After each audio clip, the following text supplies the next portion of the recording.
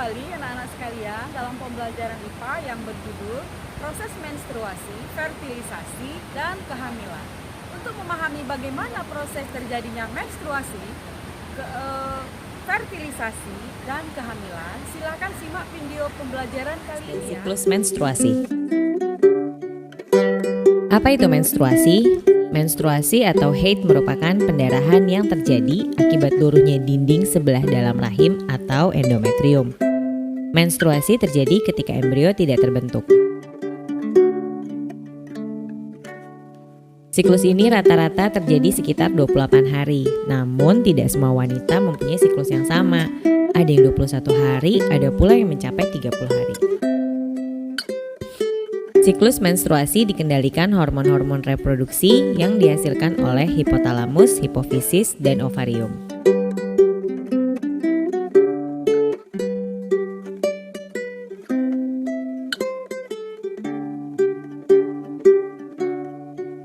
Siklus menstruasi terdiri atas 4 fase, yaitu fase menstruasi, fase praovulasi, fase ovulasi, dan fase pasca ovulasi.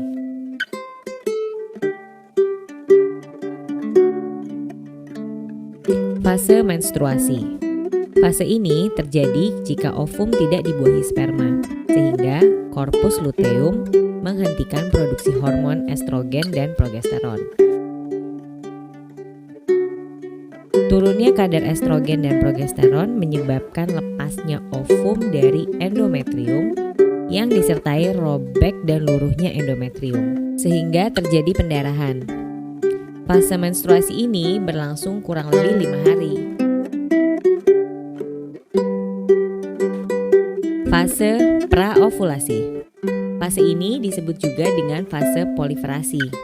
Pada fase ini, hormon pembebas gonadotropin yang dikeluarkan hipotalamus akan memacu hipofise untuk mengeluarkan FSH. FSH adalah follicle stimulating hormone yang memacu pematangan dan merangsang folikel untuk mengeluarkan hormon estrogen. Fase ovulasi. Ovulasi terjadi pada hari ke-14. Peningkatan kadar estrogen menghambat pengeluaran FSH. Kemudian, hipofise mengeluarkan LH atau luteinizing hormone. Peningkatan kadar LH merangsang pelepasan sel telur yang telah matang dari folikel di dalam ovarium. Peristiwa ini disebut ovulasi.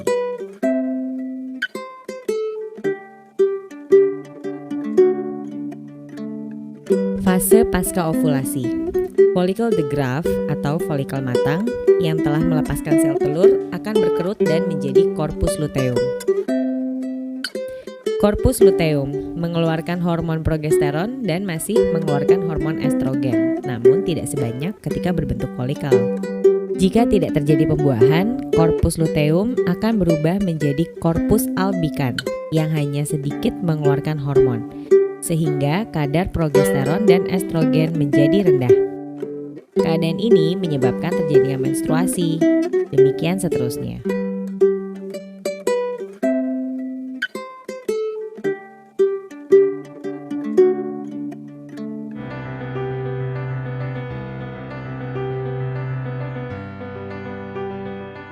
Sel telur keluar dari ovarium, ditangkap fimbriae, kemudian memasuki tuba Fallopi.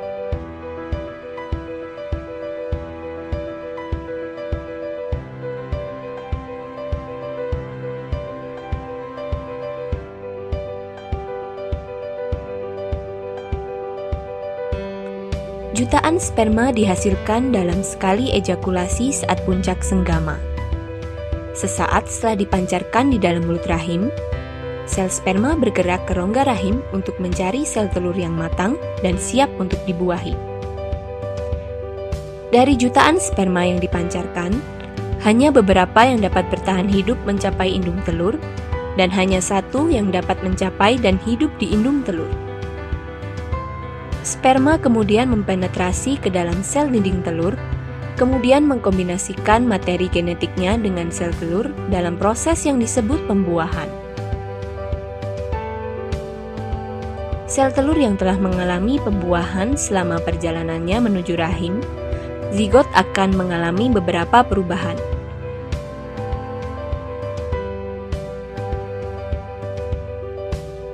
di rahim, zigot akan menempel di dalam dinding rahim, dan disinilah zigot akan berkembang menjadi embrio dan akhirnya akan menjadi janin.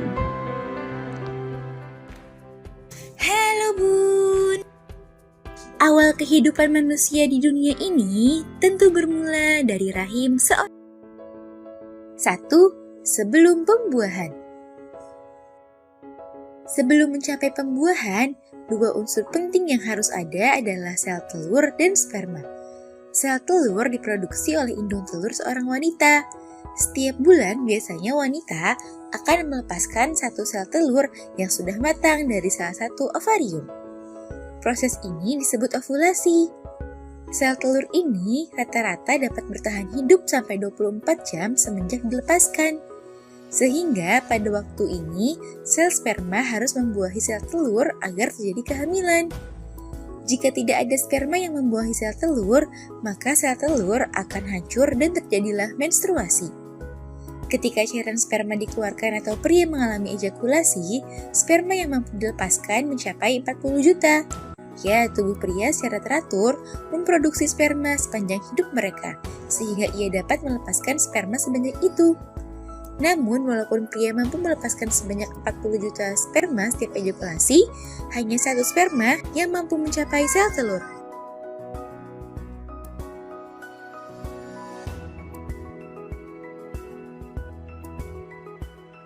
Dua, terjadinya pembuahan.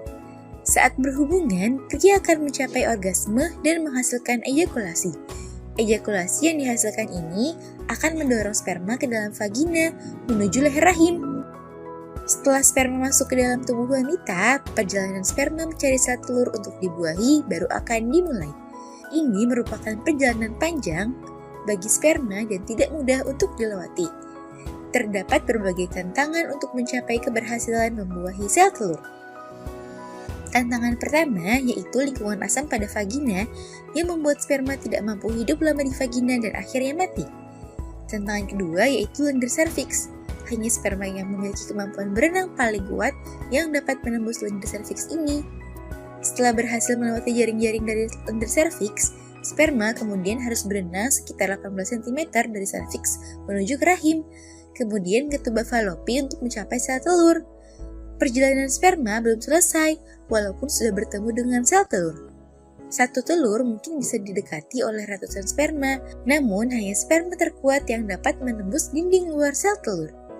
Ketika ada satu sperma yang mampu memasuki sel telur sampai inti sel telur, maka sel telur membentuk pertahanan diri sehingga mencegah sperma lainnya memasukinya.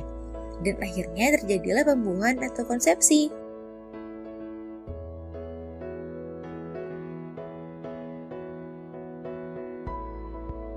3. Setelah pembuahan.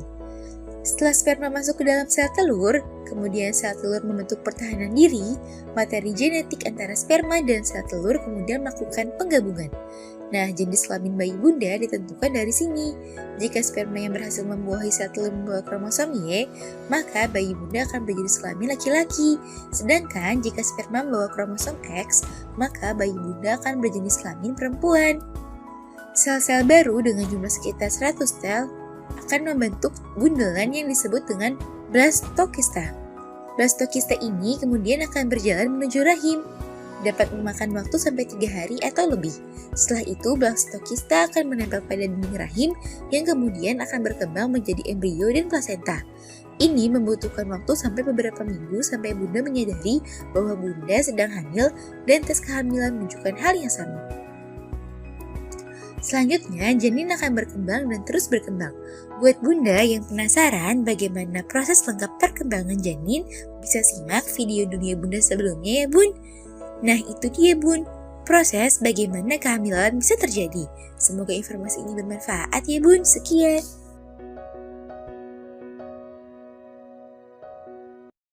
Demikianlah pembelajaran tentang fertilisasi, menstruasi, dan kehamilan. Nah, anak-anak sekalian, silahkan kalian jawab pertanyaan pada LKPD berikut ya.